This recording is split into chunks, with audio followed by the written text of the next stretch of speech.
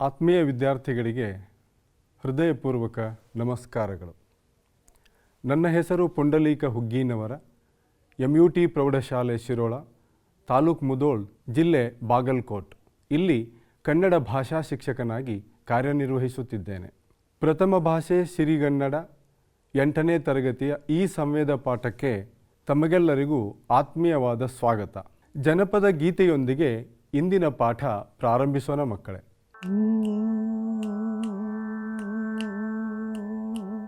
ತುಂಬಿದ ಹೊಳೆಯಾಗ ಕೊಂಬ ಕಾಣಿಸುತ್ತಾವ, ಬಂಗಾರ ದಿನಿಯ ಬಸವಣ್ಣ. ತುಂಬಿದ ಹೊಳೆಯಾಗ ಕೊಂಬ ಕಾಣಿಸುತ್ತಾವ, ಬಂಗಾರ ದಿನಿಯ ಬಸವಣ್ಣ. ಬಂಗಾರ ದಿನಿಯ ಬಸವಣ್ಣ ಬರುವಾಗ ತುಂಬಿದ ಗಂಗೆ ತುಳಿಕ್ಯಾಳ. ಬಂಗಾರ ದಿನಿಯ ಬಸವಣ್ಣ ಬರುವಾಗ ತುಂಬಿದ ಗಂಗೆ ತುಳಿಕ್ಯಾಳ. ತುಂಬಿದ ಗಂಗೆ ತುಳಿಕ್ಯಾಳ.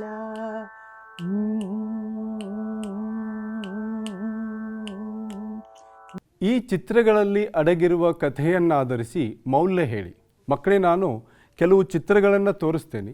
ಆ ಚಿತ್ರಗಳನ್ನು ನೋಡಿ ಆ ಚಿತ್ರಗಳಲ್ಲಿ ಇರುವ ಕಥೆ ಯಾವುದು, ಆ ಚಿತ್ರದಲ್ಲಿ ಅಡಗಿರುವ ಮೌಲ್ಯ ಯಾವುದು, ಆ ಕಥೆ ಯಾವ ಕನ್ನಡ ಸಾಹಿತ್ಯದ ಪ್ರಕಾರಕ್ಕೆ ಸೇರಿದೆ ಅನ್ನೋದನ್ನು ಹೇಳಬೇಕು. ಕಥೆ ತುಂಬ ಆಸಕ್ತಿಯಿಂದ ನೋಡಬೇಕು ಮಕ್ಕಳೇ. ಈಗ ಒಂದು ಚಿತ್ರ ನೋಡ್ತಾ ಇದ್ವಿ.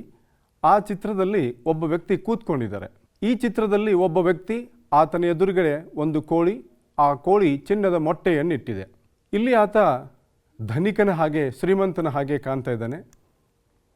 ಏನೋ ಯೋಚನೆ ಮಾಡ್ತಾ ಇದ್ದಾನೆ ಮಕ್ಕಳೇ. ಇಲ್ಲಿ ಸತ್ತು ಬಿದ್ದಿರುವ ಕೋಳಿಯ ಚಿತ್ರನ ನಾವು ನೋಡ್ತಾ ಇದ್ದೀವಿ. ಸತ್ತು ಬಿದ್ದಿರುವ ಕೋಳಿಯ ಮುಂದೆ ಕೂತ್ಕೊಂಡು ಆ ವ್ಯಕ್ತಿ ದುಃಖಿಸುತ್ತಿರುವ ಸನ್ನಿವೇಶವನ್ನು ನೋಡ್ತಾ ಇದ್ದೀವಿ. ಈ ಎಲ್ಲ ಚಿತ್ರಗಳನ್ನು ನೋಡಿದ ಮೇಲೆ ಯಾವ ಕಥೆ ನೆನಪಿಗೆ ಬರ್ತಾ ಇದೆ ಮಕ್ಕಳೇ ನಿಮಗೆ?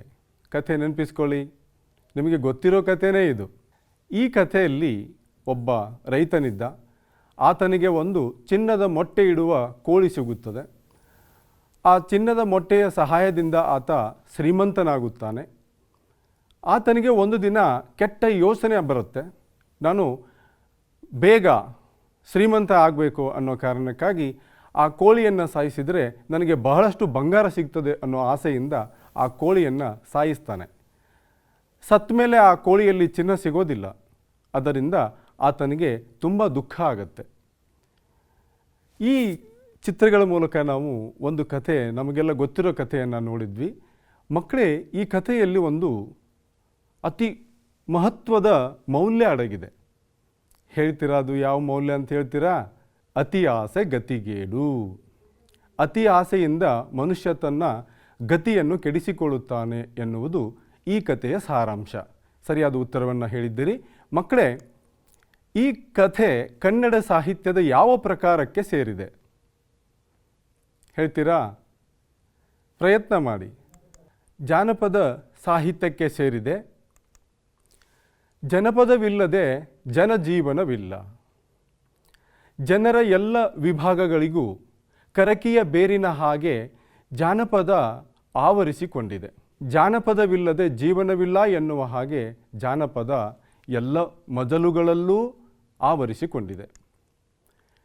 ಜನಪದ ಕಥೆಗಳು ಜೀವನ ಮೌಲ್ಯಗಳ ಆಗರ. ಬದುಕಿಗೆ ಬೇಕಾದ ದಾರಿಗಳನ್ನು, ಬದುಕಿಗೆ ಬೇಕಾದ ವಿಚಾರಗಳನ್ನು, ಅನುಭವಗಳನ್ನು, ಮೌಲ್ಯಗಳನ್ನು ಕೊಡುವಂತಹ ಅದ್ಭುತವಾದಂತಹ ಶಕ್ತಿ ಈ ಜನಪದ ಕಥೆಗಳಲ್ಲಿ ಇದೆ. ಜನಪದರಿಂದ ಸೃಷ್ಟಿಯಾದದ್ದು ಜಾನಪದ ಕಥೆ. ಜನರಿಂದ, ಜನರಿಗೋಸ್ಕರ, ಜನರ ಮಧ್ಯದಲ್ಲಿ ಸೃಷ್ಟಿಯಾದದ್ದು ಜಾನಪದ ಕಥೆ. ಸರಳವಾದ ನಿರೂಪಣೆಯೊಂದಿಗೆ ಮನೋರಂಜನೆ. ಸರಳವಾದ ಕಥೆ ಸಾಗ್ತಾ ಸಾಗ್ತಾ ಸಾಗ್ತಾ ಮನುಷ್ಯನಿಗೆ ಬೇಕಾಗಿರುವ ವಿಚಾರಗಳನ್ನು, ಕೆಲವು ಮೌಲ್ಯಗಳನ್ನು ಕೊಡ್ತಾ ಕಥೆಗಳು ಹೋಗ್ತವೆ. ಭಾರತ ಜನಪದ ಕಥೆಗಳ ತವರು. ಇದನ್ನು ಹೇಳಿದವರು ಪಾಶ್ಚಾತ್ಯ ವಿದ್ವಾಂಸರು. ಭಾರತದಲ್ಲಿ ಲಕ್ಷಾಂತರ ಜಾನಪದ ಕಥೆಗಳಿವೆ. ಈ ಕಥೆಗಳು ಗ್ರಾಮೀಣರ ಬದುಕಿನ ಅಂಶಗಳಾಗಿವೆ.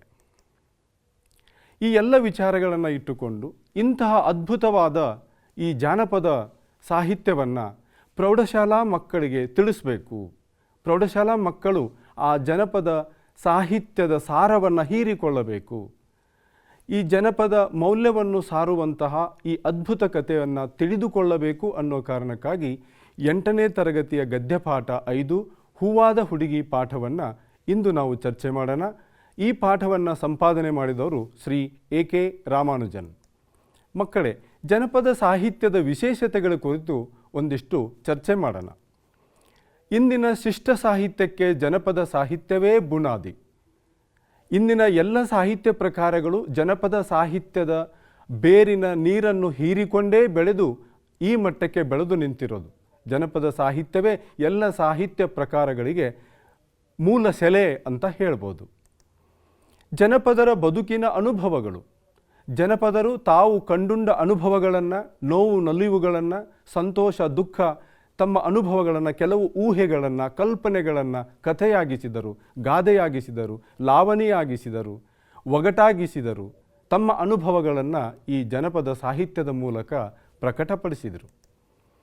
ಅಜ್ಜ ಅಜ್ಜಿಯರು ಹೇಳುತ್ತಿದ್ದ ಕಥೆಗಳು, ಕೂಡು ಕುಟುಂಬಗಳಲ್ಲಿ, ಅವಿಭಕ್ತ ಕುಟುಂಬಗಳಲ್ಲಿ ಹಿಂದೆ ಅಜ್ಜ ಅಜ್ಜಿಯರು ತಮ್ಮ ಮೊಮ್ಮಕ್ಕಳು, ಕಿರಿಮಕ್ಕಳು, ಮಕ್ಕಳನ್ನು ಸೇರಿಸಿ ಈ ಕಥೆಗಳನ್ನು ಹೇಳ್ತಾ ಇದ್ರು. ಮಕ್ಕಳಿಗೆ ಗೊತ್ತಿಲ್ಲದೇನೆ ಆ ಕಥೆಯ ಮೂಲಕ ಅನೇಕ ವಿಚಾರಗಳನ್ನು, ಸಂಪ್ರದಾಯಗಳನ್ನು, ಪದ್ಧತಿಗಳನ್ನು, ಮೌಲ್ಯಗಳನ್ನು, ಜೀವನಕ್ಕೆ ಬೇಕಾದ ಸಾರವನ್ನು ಈ ಕಥೆಗಳಿಂದ ಮಕ್ಕಳು ಪಡೆದುಕೊಳ್ಳುತ್ತಿದ್ದರು. ಆ ಕಥೆಗಳಿಂದ ಏನು ಲಾಭ ಆಗ್ತಿತ್ತು? ಮಕ್ಕಳಲ್ಲಿ ಜ್ಞಾಪಕ ಶಕ್ತಿ ಹೆಚ್ಚಾಗ್ತಿತ್ತು, ಕಲ್ಪನಾ ಶಕ್ತಿಯ ವೃದ್ಧಿಯಾಗ್ತಿತ್ತು. ಆ ಎಲ್ಲ ಶಕ್ತಿ ಮಕ್ಕಳೇ ಜನಪದ ಸಾಹಿತ್ಯದಲ್ಲಿ, ವಿಶೇಷವಾಗಿ ಜನಪದ ಕಥೆಗಳಲ್ಲಿದೆ. ಕುರಿತೋದದೆಯುಂ ಕಾವ್ಯ ಪ್ರಯೋಗ ಪರಿಣತಮತಿಗಳು. ಕವಿರಾಜ ಮಾರ್ಗಕಾರ ಕನ್ನಡಿಗರು ಓದು ಬರೆಹ ಬಾರದೇನೆ ಕಾವ್ಯ ರಚನೆಯಲ್ಲಿ ಪ್ರಯೋಗ ಮಾಡುವಷ್ಟು ನಿಪುಣರಾಗಿದ್ದರು, ಪರಿಣಿತರಾಗಿದ್ದರು ಎಂದು ಹೇಳಿದ್ದಾನೆ. ಹಾಗೆ ಹೇಳೋದಕ್ಕೇನಾದರೂ ಕಾರಣ ಇರಬೇಕಲ್ಲ? ಖಂಡಿತ ಕಾರಣ ಇದೆ. ಒಂದು ತ್ರಿಪದಿಯನ್ನು ನೋಡೋಣ. ತವರೂರ ದಾರಿಯಲ್ಲಿ ಮುಳ್ಳಿಲ್ಲ ಕಲ್ಲಿಲ್ಲ, ಸಾಸುವೆಯಷ್ಟು ಮರಳಿಲ್ಲ, ಸಾಸುವೆಯಷ್ಟು ಮರಳಿಲ್ಲ, ಬಾಣಲಿ ಬಿಸಲಿನ ಬೇಗೆ ಸುಡಲಿಲ್ಲ. ಎಂಥ ಅದ್ಭುತವಾದ ತ್ರಿಪದಿ. ಮೇಲ್ನೋಟಕ್ಕೆ ಗರತಿಯೊಬ್ಬಳು ತನ್ನ ತವರೂರಿನ ದಾರಿಯನ್ನು ಹೊಗಳುತ್ತಿದ್ದಾಳೆ. ಆದರೆ ಇದರ ಆಂತರ್ಯದಲ್ಲಿ, ಇದರ ಒಳಗಡೆ ತುಂಬ ವಿಶೇಷವಾದಂಥ ಅನುಭವ ಇದೆ. ತವರೂರಿಗೆ ಹೊರಟಿರುವಂತಹ ಗರತಿ ಎಲ್ಲವನ್ನೂ ಮರೆತಿದ್ದಾಳೆ. ತನ್ನ ತಾಯಿಯನ್ನು ನೋಡುವ ಕುತೂಹಲಕ್ಕೆ, ತನ್ನ ತವರು ಮನೆಯನ್ನು ನೋಡುವ ಆತುರ, ಆಸಕ್ತಿ, ತನ್ನ ಕುಟುಂಬದೊಂದಿಗೆ ಮಾತನಾಡುವ, ಕಳೆಯುವ ಈ ಎಲ್ಲ ವಿಚಾರಗಳನ್ನು ತಲೆಯಲ್ಲಿ ತುಂಬಿಕೊಂಡಂಥ ಆ ಗರತಿ ಹೇಳಿರೋ ಮಾತುಗಳಿವು. ತವರೂರ ದಾರಿಲಿ ಅವಳಿಗೆ ಮುಳ್ಳು ಕಾಣಲಿಲ್ಲ, ಕಲ್ಲು ಕಾಣಲಿಲ್ಲ, ಸಾಸುವೆಯಷ್ಟು ಮರಳು ಕಾಣಲಿಲ್ಲ. ಅದು ಬಿಡಿ, ಆಕಾಶದಲ್ಲಿರುವ ಸೂರ್ಯನೂ ಕೂಡ ಅವಳಿಗೆ ಬಾಧಿಸಲಿಲ್ಲ. ಅಂತಂದರೆ ಈ ಜನಪದ ಕಥೆಗಳಲ್ಲಿ ಅದೆಷ್ಟು ಮಹತ್ವಗಳು ಅಡಗಿವೆ, ಜನಪದ ಸಾಹಿತ್ಯದಲ್ಲಿ ಎಷ್ಟು ವಿಚಾರಗಳಿವೆ. ಅದಕ್ಕೆ ಕವಿರಾಜ ಮಾರ್ಗಕಾರ ಹೇಳಿದ್ದು ಕುರಿತೋದದೆಯುಂ ಕಾವ್ಯ ಪ್ರಯೋಗ ಪರಿಣಿತಮತಿಗಳು. ಎಷ್ಟು ಸತ್ಯವಾದ ಮಾತು. ಜನಪದದ ಅರ್ಥ ಮತ್ತು ವ್ಯಾಖ್ಯೆ. ಫೋಕ್ ಎನ್ನುವುದಕ್ಕೆ ಕನ್ನಡದಲ್ಲಿ ಜನಪದ ಎಂತಲೂ, ಲೋರ್ ಎಂದರೆ ಜ್ಞಾನ ಎಂತಲೂ ಇದೆ. ಜನಪದ ಜ್ಞಾನ ಎನ್ನುವುದು ಇದರ ಅರ್ಥ. ಫೋಕ್ಲೋರ್ ಎಂಬುದಕ್ಕೆ ಸಮಾನಾರ್ಥಕವಾಗಿ ಬಳಸಿರುವ ಪದ ಜಾನಪದ. ಸರಳ ಅರ್ಥದಲ್ಲಿ ಹೇಳುವುದಾದರೆ ಜನರ ಬಾಯಿಂದ ಬಾಯಿಗೆ ಹರಿದು ಬಂದ ಮೌಖಿಕ ಗ್ರಹಿಕೆಯೇ ಜಾನಪದ. ಜಾನಪದ ಗೀತೆ ಮೊದಲೋ ಜಾನಪದ ಕಥೆ ಮೊದಲೋ? ಈ ಮೇಲಿನ ಪ್ರಶ್ನೆಗೆ ಉತ್ತರಿಸುವುದು ಕಷ್ಟ, ಆದರೆ ಊಹಿಸಬಹುದು. ಹೇಗೆ ಅಂತೀರಾ? ಗೀತೆ ಗುಣಗಿಕೊಳ್ಳಲು ಒಬ್ಬನೇ ಸಾಕು. ಒಂದು ಅನುಭವವನ್ನು ಕಥೆಯಾಗಿ ನಿರೂಪಿಸಬೇಕಾದರೆ ಹೇಳುಗನ ಮುಂದೆ ಒಬ್ಬ ಕೇಳುಗನಿರಬೇಕು. ಗುಡುತ್ತಿದ್ದರೇನೇ ಕತೆ ಹೇಳುವವನಿಗೆ ಉತ್ಸಾಹ. ಈ ಆಧಾರದ ಮೇಲೆ ನೋಡಿದರೆ ಕಥೆಗಿಂತ ಗೀತೆಯೇ ಮೊದಲು ಜನ್ಮ ತಳೆದಿರಬಹುದು ಎಂದು ಊಹಿಸಬಹುದಾಗಿದೆ. ಜಾನಪದ ಕಥೆಗಳನ್ನು ಹೀಗೂ ಕರೆಯುತ್ತಾರೆ. ಹೇಗೆ ಕರೀತಾರೆ? ಅಜ್ಜಿ ಕಥೆ, ಅಡುಗುಲ ಅಜ್ಜಿ ಕತೆ, ಕಟ್ಟುಕತೆ, ಕಾಗಕ್ಕ ಗುಬ್ಬಕ್ಕನ ಕಥೆ, ರಾಜ ರಾಣಿ ಕಥೆ, ಹಳ್ಳಿ ಕಥೆ, ಹಳೆ ಕಥೆ, ಪಾಮರ ಕಥೆ, ಅನಾಮಧೇಯ ಕಥೆ ಮೊದಲಾದ ಹೆಸರುಗಳಿಂದ ಕರೆಯುವುದು ರೂಢಿ. ಮಕ್ಕಳೇ, ನಿಮ್ಮೂರಲ್ಲಿ ಈ ಜಾನಪದ ಕಥೆಗಳನ್ನು ನೀವೇನಂತ ಕರಿತೀರಿ? ಜನಪದ ಕಥೆಗಳಿಂದಾಗುವ ಪ್ರಯೋಜನವೇನು? ಮನುಷ್ಯ ಲೋಕಾನುಭವವನ್ನು ಪಡೆದಿದ್ದು ಇತರರಿಗೆ ತಿಳಿಸಿದ್ದು ಇಂಥ ಕಥೆಗಳಿಂದಲೇ. ಆದಿವಾಸಿಗಳಿಂದ ಆಧುನಿಕ ಮನುಷ್ಯನವರೆಗೆ ಜನಪದ ಕಥೆಗಳು ಸಾಮಾಜಿಕ ಸೌಹಾರ್ದತೆಯನ್ನೂ ವಿಸ್ತರಿಸಿವೆ. ಪಾರಂಪರಿಕ ಜ್ಞಾನವನ್ನು, ಮನೋರಂಜನೆಯನ್ನು, ಮನುಕುಲದ ಸೃಜನಶೀಲತೆಯನ್ನು ಹೆಚ್ಚಿಸಿವೆ. ಆಧುನಿಕತೆಯ ಗಾಳಿ ಬೀಸುವ ಮೊದಲು ಗ್ರಾಮೀಣರಿಗೆ, ಈ ಜನಪದರಿಗೆ, ಈ ಜನಪದ ಕಥೆಗಳೇ, ಜನಪದ ಸಾಹಿತ್ಯವೇ ಅವರಿಗೆ ಮನರಂಜನೆಯಾಗಿತ್ತು, ಅವರ ಬದುಕಿನ ಹಾಸುಹೊಕ್ಕಾಗಿತ್ತು. ಹಾಗಾಗಿ ಜನಪದ ಕಥೆಗಳು ನಮಗೆ ನಮ್ಮ ಸೃಜನಶೀಲತೆಯನ್ನು ಹೆಚ್ಚಿಸೋದಕ್ಕೆ ಸಹಾಯ ಮಾಡುತ್ತವೆ. ಮಕ್ಕಳೇ, ಜಾನಪದ ಕಥೆಗಳು ಇನ್ನೂ ಜೀವಂತವಾಗಿವೆ ಎನ್ನುವುದಕ್ಕೆ ಅನೇಕ ಉದಾಹರಣೆಗಳಿವೆ. ಈಗೊಂದು ಕಥೆ ಕೇಳೋಣವೇ? ಆತಿಂದ ಏನತ್ತಿ ಮರ್ದಿನ ಮಾತು ಹರಾಗ್ಯದ ಕೆರಂದ ಹೋಳಿಗೆ ಹೋಗಿ ಅವ 5 ಮಂದಿ ಸಂತರ ನುಡಿಸ್ಬೇಕಲ್ಲ. ಶನಿವಾರ ದಿನ 5 ಮಂದಿ ಸಂತರ ನುಡಿಸಾಕ ತಯಾರಾದ. ಮತ್ತೇನತ್ತಕ್ಕೆ ಎಲ್ಲ ಹೋಳಿಗೆ ಮಾಡಿದಳು, ಆಮ್ರ ಮಾಡಿದಳು, ಅನ್ನ ಮಾಡಿ ಎಲ್ಲ ತಯಾರು ಮಾಡಿ ಕರ್ಕೊಂಬ ನಿಮ್ಮ ಸಂತರನ ಅಂದಳು. ಸಂತರ ಏನತ್ತಿ ಇಬ್ಬರು ಬಂದು ಕೂತರು. ಇನ್ನೂ ಒಂದು 3 ಮಂದಿ ಬರವಾರಾಗಿದ್ರು. ಅವನು ಒಂದು 3 ಮಂದಿನ ಒದರಾಕ ಹೋದ. ಹೋಗೋಣ ಮತ್ತೇನತ್ತಿ ಹೇಳ್ತಿದ್ದಾಕಿ ಒಂದು ಒಣಕಿ ಒಂದು ಕುಡುಗೋಲ ಹಿಂಗೆಲ್ಲ ತಂದಿಕ್ಯಾರ ಒಂದು ಪೂಜೆ ಮಾಡಾಕತ್ತಳು. ಅವ್ರ ಸಂತರ ಅಂದ್ರೆ ಇಬ್ಬರು ಬಂದು ಕೂತಾವ್ರು. ಯಾಕೆ ಪೂಜೆ ಮಾಡ್ತೀನಿ ನೀನು ಅಂದ್ರೆ ಅವರು. ಇಲ್ಲ ನಾನು ಗಂಡು ಒಳಗೊಂದು ದೊಡ್ಡದೊಂದು ಹಗೆ ಕಡ್ದಾನ ದೊಡ್ಡದು, ನಿಮ್ಮಂಥವ್ರು ಸಂತರ ನುಡಿಸ್ತಾನ ತೇಳಿನ ಬರ್ತಾನು ಕುಂಡಿಸ್ತಾನು. ಕುಂಡಿಸ್ಕ್ಯಾರಂದು ಈ ಕುಡುಗೋಲಿ ಕಚಾ ಕಡಿತಾನು. ಮತ್ತು ಈ ಒಣಕಿಲೆ ದಪ್ಪ ಅವ್ರನ್ನ ಬಡಿತಾನು. ಬಡ್ದ ದೊಡ್ಡ ಹಗೆದಾಗ ನುಗ್ಗಿಸ್ತಾನು. ಅದಕ್ಕೆ ನನಗೂ ಕಣ್ಣಾಗ ನೀರು ಬರಾಕತ್ತವು. ಅದಕ್ಕೆ ಅಳ್ಕೋತನ ಪೂಜೆ ಮಾಡಾಕತ್ತ ನೋಡಿ ಒಣಕಿ ಕುಡುಗೋಲ ತಳಕಿ. ಜಾನಪದ ವಿಶ್ವವಿದ್ಯಾಲಯವು ಹಾವೇರಿ ಜಿಲ್ಲೆಯ ಶಿಗ್ಗಾಂವಿ ತಾಲೂಕಿನ ಗೋಟಗೋಡೆಯಲ್ಲಿದೆ. ಹೂವಾದ ಹುಡುಗಿ ಗದ್ಯ ಪಾಠದ ಸಂಪಾದಕರಾಗಿರುವಂಥವರು ಶ್ರೀ ಎ.ಕೆ. ರಾಮಾನುಜನ್ ಅವರನ್ನು ಪರಿಚಯ ಮಾಡಿಕೊಳ್ಳೋಣ. ವಿಶ್ವಮಾನ್ಯ ಕವಿ, ಚಿಂತಕ, ಪ್ರಾಧ್ಯಾಪಕ, ಶ್ರೇಷ್ಠ ಜಾನಪದ ತಜ್ಞ ಹಾಗೂ ಅನುವಾದಕರಾಗಿ ವಿವಿಧ ಪ್ರತಿಭೆಗಳ ಸಂಗಮ ಎ.ಕೆ. ರಾಮಾನುಜನ್. ಜನಪದ ಸಾಹಿತ್ಯದ ರಸಾನುಭವವನ್ನು ವಿಶ್ವದ ತುಂಬೆಲ್ಲ ಹರಡಿದವರು. ಅವರ ಜೀವನದುದ್ದಕ್ಕೂ ಜನಪದ ಸಾಹಿತ್ಯದ ಸಂಗ್ರಹ, ಜನಪದ ಸಾಹಿತ್ಯದ ಮಹತ್ವವನ್ನು ಸಾರಿ ಜನಪದ ಸಾಹಿತ್ಯ ಲೋಕಕ್ಕೆ ಎಂದೂ ಮರೆಯಲಾರದಂಥ ಕಾಣಿಕೆಯನ್ನು ನೀಡಿದವರು ಶ್ರೀಯುತ ಎ.ಕೆ. ರಾಮಾನುಜನ್. ಎ.ಕೆ. ರಾಮಾನುಜನ್ ಅವರ ಪೂರ್ಣ ಹೆಸರು ಅತ್ತಿಪಟ ಕೃಷ್ಣಸ್ವಾಮಿ ರಾಮಾನುಜನ್. ಮಾರ್ಚ್ 16, 1929ರಲ್ಲಿ ಮೈಸೂರಿನಲ್ಲಿ ಜನಿಸಿದರು. ಮಕ್ಕಳೇ, ಇವರ ಶಿಕ್ಷಣ ಮೈಸೂರು ವಿಶ್ವವಿದ್ಯಾಲಯದಿಂದ BA ಹಾಗೂ MA ಪದವಿ, ಅಮೆರಿಕದ ಇಂಡಿಯಾನಾ ವಿಶ್ವವಿದ್ಯಾನಿಲಯದಿಂದ PhD ಪದವಿಯನ್ನು ಪಡೆದುಕೊಂಡರು. ಇವರ ಕೃತಿಗಳು ಹೊಕ್ಕುಳಲ್ಲಿ ಹೂವಿಲ್ಲ ಮತ್ತು ಇತರ ಕವಿತೆಗಳು ಎ.ಕೆ. ರಾಮಾನುಜನ್ ಅವರ ಪ್ರಥಮ ಕವನ ಸಂಕಲನ. ಕುಂಟೋ ಬಿಲ್ಲೆ ಅನ್ನೋದು ರಾಮಾನುಜನರ ಇನ್ನೊಂದು ಉತ್ತಮವಾದ ಕೃತಿ. ಇದರಿಂದ ಅವರಿಗೆ ಬಹಳಷ್ಟು ಪ್ರಸಿದ್ಧಿ ಬಂತು. ಮತ್ತೊಬ್ಬನ ಆತ್ಮಚರಿತ್ರೆ ಅನ್ನೋದು ಎ.ಕೆ. ರಾಮಾನುಜನ್ ಅವರ ಆತ್ಮಚರಿತ್ರೆ. ಸ್ಪೀಕಿಂಗ್ ಆಫ್ ಶಿವ, ಇದು ತುಂಬ ವಿಶೇಷವಾದ ಹೆಸರನ್ನು ಎ.ಕೆ. ರಾಮಾನುಜನ್ ಅವರಿಗೆ ತಂದುಕೊಡ್ತು. ಇದು 12ನೇ ಶತಮಾನದ ವಚನ ಸಾಹಿತ್ಯದ ಸಾರವನ್ನು ಇಂಗ್ಲಿಷ್ ಭಾಷೆಗೆ ಅನುವಾದಿಸಿದ ಕೃತಿ. ವಚನ ಸಾಹಿತ್ಯದ ಸೌರಭವನ್ನು, ಸುಗಂಧವನ್ನು ಇಡೀ ವಿಶ್ವಕ್ಕೆ ಹರಡುವ ಹಾಗೆ ಮಾಡಿದವರು ಎ.ಕೆ. ರಾಮಾನುಜನ್. ಸಾಲು ಸಂಪಿಗೆ ನೆರಳು, ಈ ಹೂವಾದ ಹುಡುಗಿ ಪಾಠದ ಆಕರ ಕೃತಿಯೂ ಆಮೇಲೆ ಇದು ಸಂಪಾದಿತ ಕೃತಿಯೂ ಆಗಿ ಎ.ಕೆ. ರಾಮಾನುಜನ್ ಅವರಿಗೆ ಬಹು ಪ್ರಸಿದ್ಧಿಯನ್ನು ತಂದುಕೊಟ್ಟಂಥ ಕೃತಿ. ಸಾಲು ಸಂಪಿಗೆ ನೆರಳು ಹೂವಾದ ಹುಡುಗಿ ಪಾಠದ ಆಕರ ಕೃತಿಯಾಗಿದೆ. ಇಷ್ಟೆಲ್ಲ ಕೃತಿಗಳನ್ನು ಜನಪದ ಸಾಹಿತ್ಯಕ್ಕಾಗಿ, ಕನ್ನಡ ಸಾಹಿತ್ಯಕ್ಕಾಗಿ ದುಡಿದ ಎ.ಕೆ. ರಾಮಾನುಜನ್ ಅವರಿಗೆ ದೊರೆತ ಪ್ರಶಸ್ತಿಗಳು ಯಾವುವು ನೋಡೋಣ. ಇವರ ಸಾಹಿತ್ಯ ಸಾಧನೆಗೆ 1976ರಲ್ಲಿ ಭಾರತ ಸರ್ಕಾರವು ಪದ್ಮಶ್ರೀ ಪ್ರಶಸ್ತಿಯನ್ನು ನೀಡಿ ಗೌರವಿಸಿದೆ. 1983ರಲ್ಲಿ ಈ ಮ್ಯಾಕ್ ಅರ್ಥರ್ ಎನ್ನುವ ಫೌಂಡೇಶನ್ ಕೊಡಮಾಡುವಂತಹ ಮ್ಯಾಕ್ ಅರ್ಥರ್ ಫೆಲೋಶಿಪ್ ಗೌರವ ಕೂಡ ಎ.ಕೆ. ರಾಮಾನುಜನ್ ಅವರಿಗೆ ಸಂದಿದೆ. ಬನ್ನಿ ಮಕ್ಕಳೇ, ಜಾನಪದ ಕಥಾಲೋಕವನ್ನು ಪ್ರವೇಶ ಮಾಡೋಣ. ಮೊದಲಿಗೆ ಪದಗಳ ಅರ್ಥವನ್ನು ನೋಡೋಣ. ಕುತೂಹಲ, ಅಚ್ಚರಿ, ಆತುರ, ತವಕ ಅನುಭವಿಸುವ, ತಿಳಿದುಕೊಳ್ಳುವ ಹಂಬಲ. ಚಿಳ್ ಉಗುರು ಎಂದರೆ ಚೂಪಾದ, ಕೋಮಲವಾದ ಉಗುರು ಎನ್ನುವ ಅರ್ಥ. ಮಕಾಡೆ ಮುಖ ಕೆಳಗೆ ಮಾಡಿ. ಮೊಗೆ ಏನು ಹೇಳಿ ಮೊಗೆ ಅಂದರೆ ಸರಿ, ಬೊಗೆಸೆ ತುಂಬ. ಇಲ್ಲಿ ಗ್ರಾಮ್ಯ ರೂಪ ಮತ್ತು ಗ್ರಾಂಥಿಕ ರೂಪ. ಗ್ರಾಮ್ಯ ರೂಪ ಅಂದ್ರೇನು? ಆಡು ಭಾಷೆಯಲ್ಲಿ ಬಳಸುವ ಪದಗಳನ್ನು ನಾವು ಗ್ರಾಮ್ಯ ರೂಪ ಅಂತ ಕರಿತೀವಿ, ಅದರಲ್ಲಿ ಅಮೃತ ಅಡಗಿದೆ. ಗ್ರಾಂಥಿಕ ರೂಪ ಅಂದ್ರೇನು? ವ್ಯಾಕರಣಬದ್ಧವಾಗಿ ಶುದ್ಧವಾಗಿ ಬಳಸುವಂತಹ ಗ್ರಂಥಸ್ಥ ರೂಪದಲ್ಲಿ ಬಳಸುವಂತಹ ಪದಗಳನ್ನು ನಾವೇನಂತ ಕರಿತೀವಿ? ಗ್ರಾಂಥಿಕ ರೂಪ. ಇಲ್ಲಿ ಸೊಗಸಿದೆ, ಅಲ್ಲಿ ಅಮೃತ ಇದೆ. ಗ್ರಾಂಥಿಕ ರೂಪದಲ್ಲಿ ಸೊಗಸಿದೆ. ಗ್ರಾಮ್ಯ ರೂಪದಲ್ಲಿ ಅಮೃತ ಇದೆ ಅನ್ನೋದಕ್ಕೆ ಒಂದು ಉದಾಹರಣೆ. ನಾರಿ ನಿನ್ನ ಮಾರಿ ಮ್ಯಾಲ ನಗೆಯ ನವಿಲು ಆಡತಿತ್ತ, ಆಡತಿತ್ತ ಓಡತಿತ್ತ ಮುಗಿಲ ಕಡೆಗೆ ನೋಡತಿತ್ತ. ಎಂಥ ಅದ್ಭುತವಾದಂಥ ಸಾಹಿತ್ಯ. ಈಗ ಗ್ರಾಮ್ಯ ರೂಪ ಕೊಟ್ಟಿದೆ. ತಕ್ಕೊಂಡು, ಆಗ್ತೀನಿ, ಎಷ್ಟಾನ, ಮಾರನೇ ದಿನ, ಅಂತಾಳ. ಇವಕ್ಕೆ ಗ್ರಾಂಥಿಕ ರೂಪವನ್ನು ನೋಡೋಣ. ಹೇಳಿ ನೋಡೋಣ. ತೆಗೆದುಕೊಂಡು. ಆಗ್ತೀನಿ ಅನ್ನೋದಕ್ಕೆ ಆಗುತ್ತೇನೆ. ಎಷ್ಟಾನ, ಎಷ್ಟಾದರೂ. ಮಾರನೇ ದಿನ ಹೇಳಿ ಮಕ್ಕಳೇ, ಮರುದಿನ. ಅಂತಾಳ, ಎನ್ನುತ್ತಾಳೆ.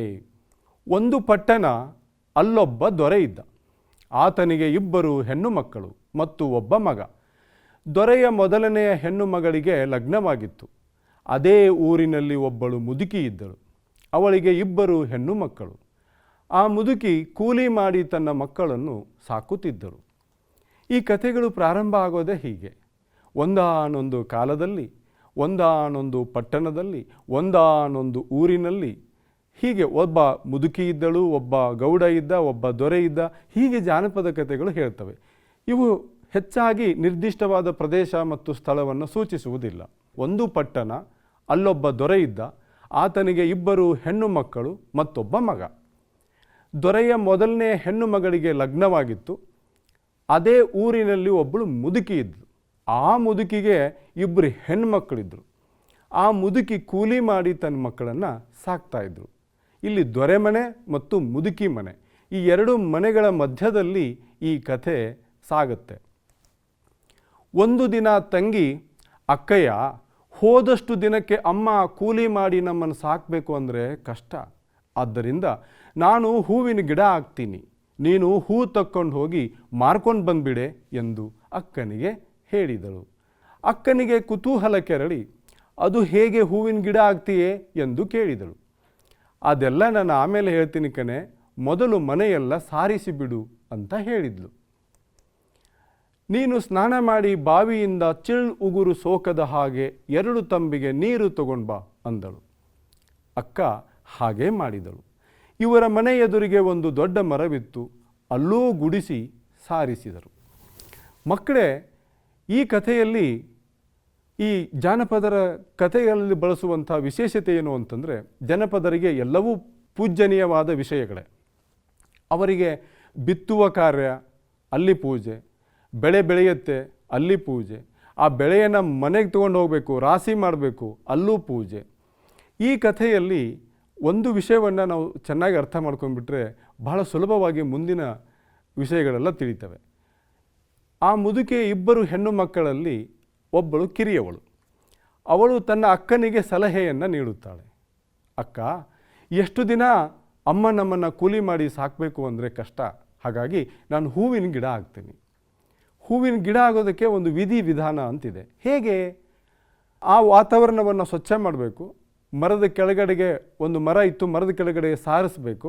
ಸಾರಿಸಿ ಆದಮೇಲೆ ಹುಡುಗಿಯ ಅಕ್ಕ, ಹೂವಾಗುವ ಹುಡುಗಿಯ ಅಕ್ಕ 2 ತಂಬಿಗೆ ನೀರನ್ನು ತರಬೇಕು. ಅವನ್ನು ತಂಗಿ ಕೈ ಕೊಡಬೇಕು. ತಂಗಿ ಅವುಗಳನ್ನು ಮಂತ್ರಿಸಬೇಕು. ಮಂತ್ರಿಸಿ ತಗೊಂಡಾದಮೇಲೆ ಏನಾಗುತ್ತೆ ನೋಡೋಣ. ಇವರ ಮನೆ ಎದುರಿಗೆ ಒಂದು ದೊಡ್ಡ ಮರವಿತ್ತು. ಅಲ್ಲೂ ಗುಡಿಸಿ ಸಾರಿಸಿದರು. ಅಲ್ಲಿಗೆ 2 ಹೋದರು. ತಂಗಿ ಅಕ್ಕನನ್ನು ಕರೆದು, ನೋಡಕ್ಕಯ್ಯ, ನಾನಿಲ್ಲಿ ದೇವರ ಧ್ಯಾನ ಮಾಡಿ ಕುಳಿತುಕೋತೀನಿ. ನೀನು ಒಂದು ತಂಬಿಗೆ ನೀರನ್ನೆಲ್ಲ ನನ್ನ ಮೈ ಮೇಲೆ ಸುರಿದು ಬಿಡು. ನಾನು ಹೂವಿನ ಗಿಡ ಹಾಕ್ತೀನಿ. ಸುಳಿ ಮುರಿಯದ ಹಾಗೆ, ಎಲೆ ಮುರಿಯದ ಹಾಗೆ ಬೇಕಾದಷ್ಟು ಹೂ ಕಿತ್ಕೋ ಅಂತ ಹೇಳಿದ್ಲು. ನಿನಗೆ ಸಾಕಾದ ಮೇಲೆ ಇನ್ನೊಂದು ತಂಬಿಗೆ ನೀರನ್ನು ನನ್ನ ಮೇಲೆ ಸುರಿದು ಬಿಡು.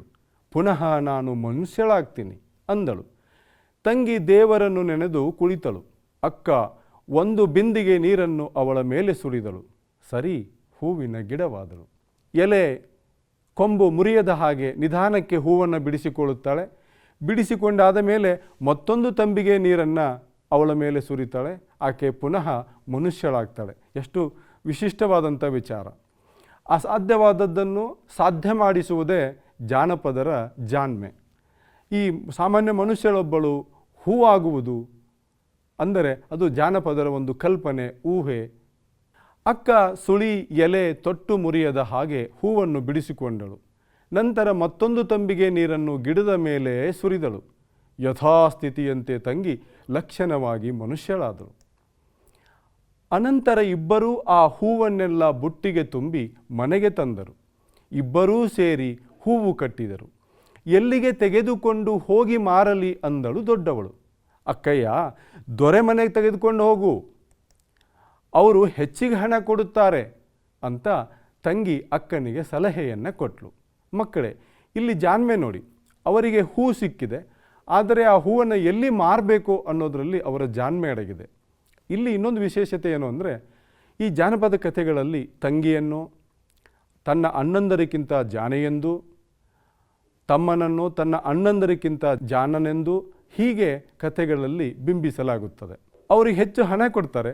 ಅಮ್ಮ ನಮಗೋಸ್ಕರ ಯಾವಾಗಲೂ ಕೂಲಿ ಮಾಡುತ್ತಿರುತ್ತಾಳೆ. ಹೆಚ್ಚು ಹಣ ಕೂಡಿ ಹಾಕಿ ಅಮ್ಮನಿಗೆ ತೋರಿಸೋಣ ಅಂದಳು ಚಿಕ್ಕವಳು. ಅಂದು ಒಂದು ಬುಟ್ಟಿಯಲ್ಲಿ ಹೂವನ್ನೆಲ್ಲ ಇಟ್ಟುಕೊಂಡು, ಹೂವು ಬೇಕೇನಮ್ಮ ಹೂವು ಎಂದು ಕೂಗಿಕೊಂಡು ದೊರೆಯ ಮನೆ ಮುಂದೆ ಬಂದಳು. ದೊರೆಯ ಚಿಕ್ಕ ಮಗಳು, ಅಮ್ಮ ಹೂವು ಘಮಘಮ ಅಂತವೆ, ಕೊಡಿಸ್ಕೊಡು ಅಂದಳು. ದೊರೆಯ ಹೆಂಡತಿ ಹೂವನ್ನು ನೋಡಿದಳು. ಎಷ್ಟು ಬೆಲೆ ಅಂತ ಕೇಳಿದಳು. ಎಷ್ಟನ ಕೊಡಿರವ್ವ, ನಾವು ಬಡವರು ಎಂದಳು ಅಕ್ಕ. ದೊರೆ ಹೆಂಡತಿ ಹೂ ತಗೊಂಡು ಒಂದು ಮೊಗೆ ಹಣ ಕೊಟ್ಟಳು. ಅಕ್ಕ ಮೊಗೆ ಹಣವನ್ನು ತಂದು ತಂಗಿಗೆ ತೋರಿದಳು. ಅಕ್ಕಯ್ಯ, ಅಮ್ಮನಿಗೆ ಹೇಳಬೇಡ, ಮುಚ್ಚಿಡು ಅಂದಳು. ಮೊಗೆ ಹಣ ಗೊತ್ತಿದೆ. ಒಂದು ಬೊಗಸೆ ಹಣವನ್ನು ಆ ರಾಣಿ ಅಕ್ಕನಿಗೆ ಕೊಡುತ್ತಾಳೆ. ಮುಂದೆ ಏನಾಯಿತು? ಹೀಗೆ ಕೆಲವು ದಿನ ಮಾಡಿದರು. ಒಟ್ಟು 5 ಮೊಗೆ ಹಣವಾಯಿತು. ಅಕ್ಕ ಅಮ್ಮನಿಗೆ ತೋರಿಸೋಣ ಅಂದಳು. ಬೇಡವೇ ತಂಗಿ, ಅಮ್ಮ ಹೊಡಿತಾಳೆ ಅಂತ ಅವರವರೇ ಮಾತಾಡಿಕೊಂಡರು. ಈ ಹುಡುಗಿಯರಿಗೆ ಸಂಪಾದನೆ ಮಾಡೋ ಆಸೆ. ಈ ಹೂವು ದೊರೆ ಮಗನ ಕಣ್ಣಿಗೆ ಬಿತ್ತು. ಒಳ್ಳೆ ಘಮಘಮ ಅನ್ನುತ್ತಿತ್ತು. ಇಂಥ ಸೊಗಸಾದ ಹೂವನ್ನು ಅವನೆಂದೂ ನೋಡೇ ಇರಲಿಲ್ಲ. ಈ ಹೂವನ್ನು ಯಾರು ತಂದು ಕೊಡುತ್ತಾರೆ ಎಂದು ಯೋಚಿಸಿ ಆ ದೊಡ್ಡ ಹುಡುಗಿ ತಂದು ಕೊಡುವುದನ್ನು ನೋಡಿ ಅವಳನ್ನೇ ಹಿಂಬಾಲಿಸಿ ಹೋಗಿ ನೋಡಿದ.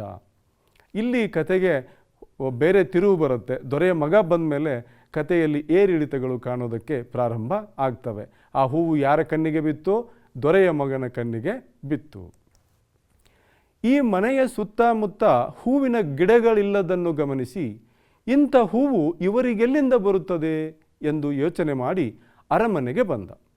ಮಾರನೇ ದಿನ ಸೂರ್ಯ ಹುಟ್ಟುವ ಮೊದಲೇ ಹೋಗಿ ಹುಡುಗಿಯರಿದ್ದ ದೊಡ್ಡ ಮರದ ಮೇಲೆ ಕುಳಿತುಕೊಂಡ. ಅಂದೂ ಸಹ ಹುಡುಗಿಯರು ಆ ಮರದಡಿ ಸಾರಿಸಿ ಗುಡಿಸಿದರು. ತಂಗಿ ಯಥಾ ಪ್ರಕಾರ ಹೂವಿನ ಗಿಡವಾದಳು. ಮಕ್ಕಳೇ, ಚಿತ್ರಗಳನ್ನು ನೋಡ್ತಾ ಇದ್ದೀರಲ್ಲ, ಚಿತ್ರಗಳನ್ನು ನೋಡಿ ನಿಮಗೆ ನೆನಪಿಟ್ಕೊಳ್ಳೋದಕ್ಕೆ ತುಂಬ ಸುಲಭ ಆಗುತ್ತೆ.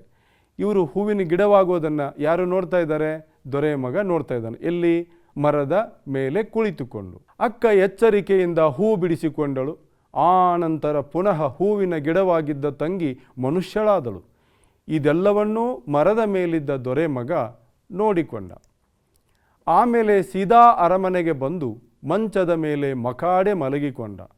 ತಂದೆ ತಾಯಿ ಬಂದು ಕೇಳಿದರೂ ಏನೂ ಹೇಳಲಿಲ್ಲ. ಆಗ ಮಂತ್ರಿಯ ಮಗ ಬಂದು ಕೇಳಲಾಗಿ ಹೂವಿನ ಗಿಡವಾಗುವ ಹುಡುಗಿಯ ವಿಚಾರವೆಲ್ಲ ಹೇಳಿದ. ಯಾಕೆ ಹೇಳಿದ? ತಂದೆ ತಾಯಿಗಳು ಬಂದು ಕೇಳಿದರೆ ಹೇಳಲಿಲ್ಲ. ಮಂತ್ರಿಯ ಮಗನ ಎದುರುಗಡೆ ಹೂವಾಗುವ ಹುಡುಗಿಯ ವಿಚಾರವನ್ನು ಹೇಳಿದ. ಹೇಳಿ ಮಕ್ಕಳೇ, ಏಕೆ ಹೇಳಿದ?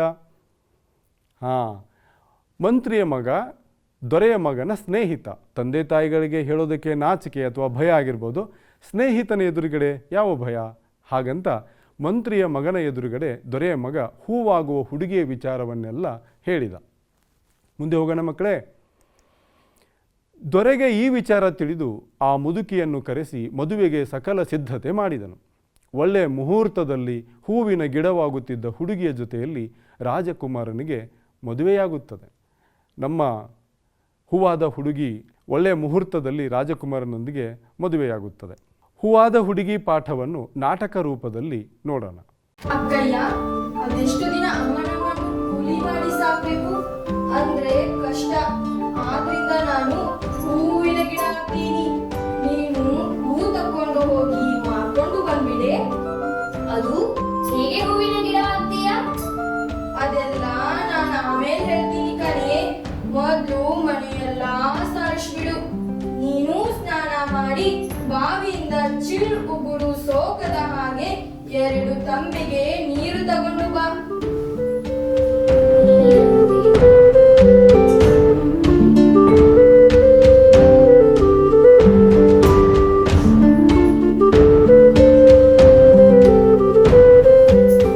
ಮೊದಲ ತಂಬಿಗೆ ನೀರನ್ನು ನನ್ನ ಮೇಲೆ ಸುರಿದು ಬಿಡು. ನಾನು ಹೂವಿನ ಗಿಡ ಹಾಕ್ತೀನಿ. ಎಲೆ ಮುರಿಯದ ಹಾಗೆ, ಸುಳಿ ಮುರಿಯದ ಹಾಗೆ ಬೇಕಾದಷ್ಟು ಹೂಗಿಕ್ಕೋ. ನಿನಗೆ ಸಾಕಾದ ಮೇಲೆ ಇನ್ನೊಂದು ತಂಬಿಗೆ ನೀರನ್ನು ನನ್ನ ಮೇಲೆ ಸುರಿದು ಬಿಡು. ನಾನು ಪುನಃ ಮನುಷ್ಯಳಾಗ್ತೀನಿ.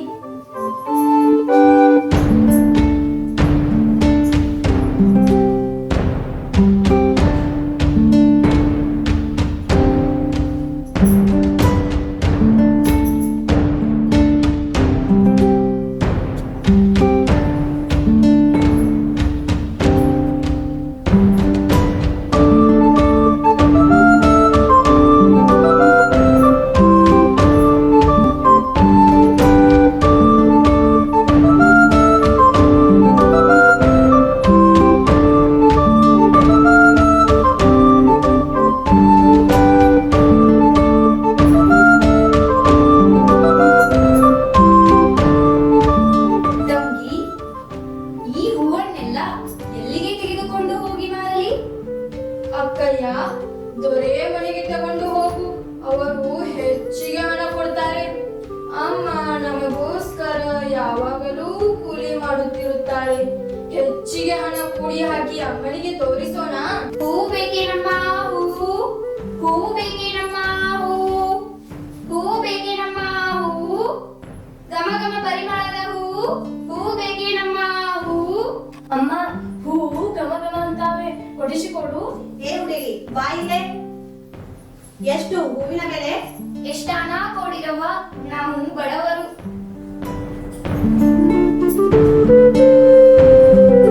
ತಗೊಳಮ್ಮ.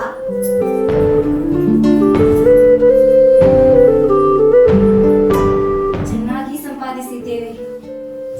ತಂಗಿ, ನೋಡು, ನಾವು ಎಷ್ಟು ಸಂಪಾದಿಸಿದ್ದೇವೆ. ಅಮ್ಮನಿಗೆ ಹೇಳೋಣವೇ? ಅಮ್ಮನಿಗೆ ಹೇಳಬೇಡ. ಆ ಹಣವನ್ನೆಲ್ಲ ಮುಚ್ಚಿಡು. ಈ ವಿಷಯ ಅಮ್ಮನಿಗೆ ಗೊತ್ತಾದರೆ ಹೊಡಿತಾಳೆ.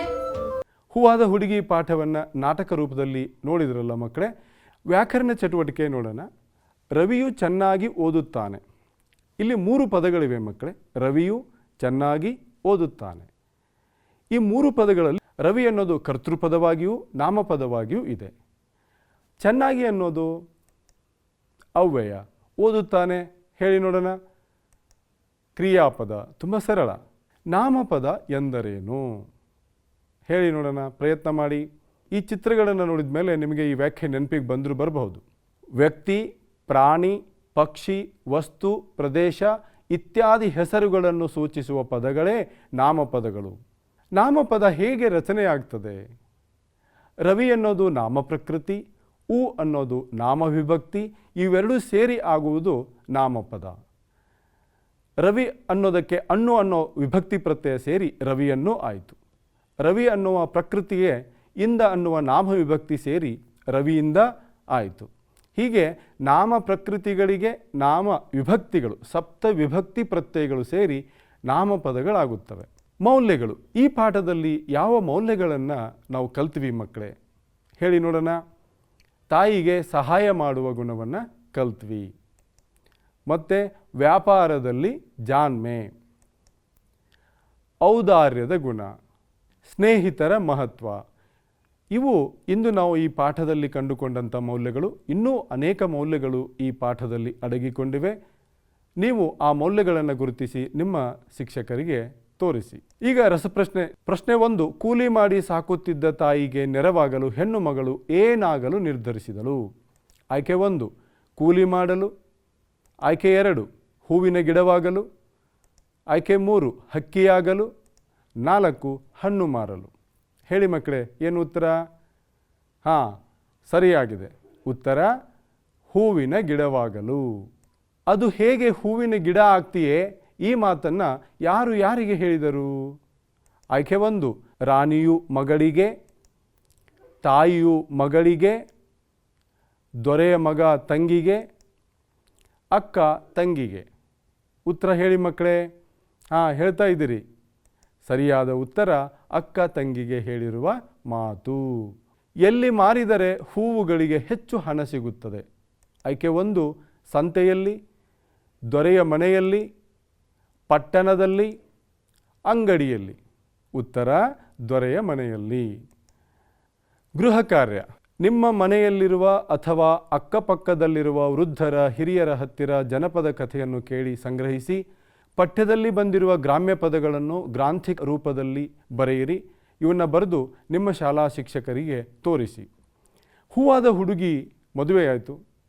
ಅವಳ ಮುಂದಿನ ಜೀವನ ಹೇಗಿತ್ತು? ಸುಖಮಯವಾಗಿತ್ವೆ? ಏನಾದರೂ ಕಷ್ಟಗಳನ್ನು ಎದುರಿಸಿದ್ಲಾ?